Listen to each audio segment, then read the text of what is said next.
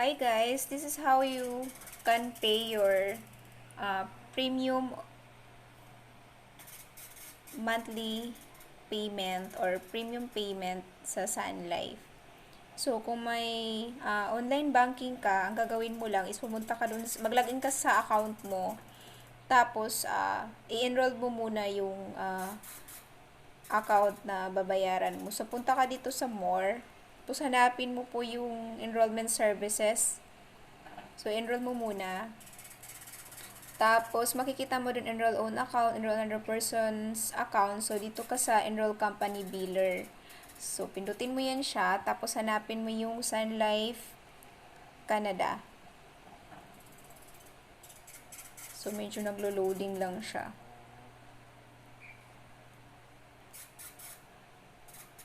Hintayin mo lang and then iba-browse mo lang yung hanapin mo po yung Sun Life Canada.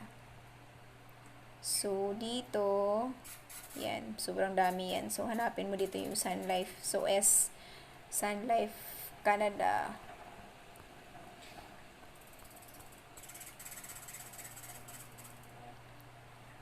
Mabilis lang siya kasi pag next time mong payment, yun, hanapin mo lang yung yung in-enroll mo. Tapos yun na. Tapos na. Tsaka hindi ka na magkamali kasi naka-enroll na siya. Next time, hindi ka na ng account number kasi nandyan na siya. Hindi yan mawawala pagka na-enroll mo na siya sa company biller. So, dito nakikita na natin yung Sun Life of Canada Philippines Incorporated. So, dalawa kasi to Sun Life Grepa Financial Incorporated. So, dito ka sa Sun Life of Canada Philippines Incorporated. So, magbabayad tayo ng premium. So, dapat alam mo yung account number or subscriber number or policy number. So, subscriber number or policy number, same lang po yun. So, ilagay mo lang dyan. Yan yung policy number, tapos subscriber's name. Halimbawa, Martin Yano Gutwal. And then, preferred nickname. Ano ba yung preferred nickname mo? So, halimbawa akin, Dong Martin. So, continue mo lang siya. So, double check mo rin kung tama yung account number or yung policy number na nakalagay. Double check mo siya palagi. Kailangan tama yun. So, bago mo siya i-continue, dapat tama po yung account number. So, dali, double check natin kung tama ba.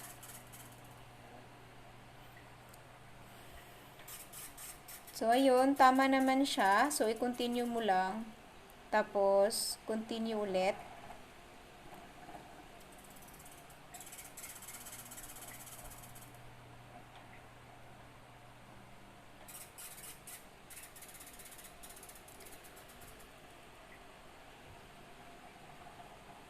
Naglo-loading talaga yung online banking.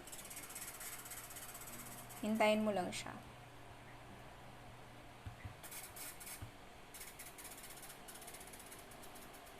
Ayun.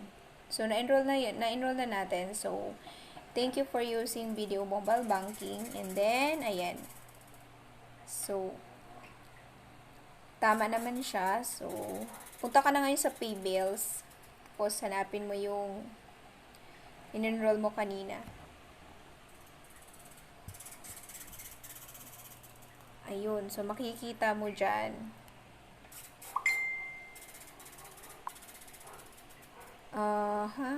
Saan na yun?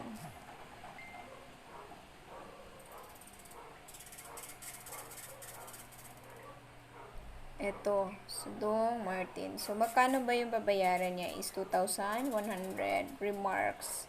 Yung remarks, ilagay mo yung policy number, tapos continue mo na siya. Yan. Dito sa pay from, ano mo dyan kung saan mo kukunin yung amount na yun ay pambayad mo. Pay from, savings ba, or ano. Yan, yan. Yan, pindutin mo lang. Tapos, continue mo.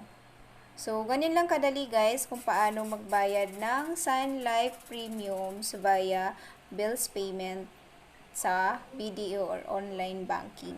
So, i-enroll mo muna bago ka makapagbayad.